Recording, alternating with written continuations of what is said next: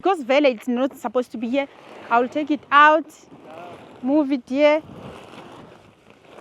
and put it right here on this side. Okay. Yes.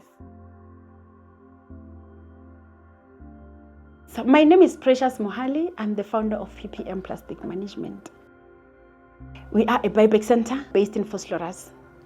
We buy different kinds of recyclables from the waste pickers and then from the other small businesses like taverns, and also we collect also at schools. We also do the bulk buying from the customers that we can't able to bring here on a daily basis.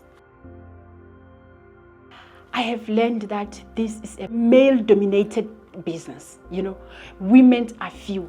Remember, women, they like being in the office, you know, this is nice, soft clothes. So yeah, you don't put nails here. So we pick up, you lift, you sort, you understand. That got me encouraged. I felt the love. It came naturally.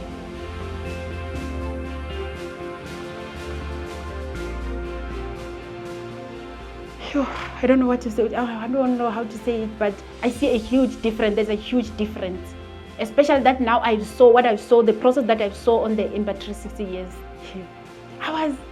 At first it felt intense, né? But it was helpful.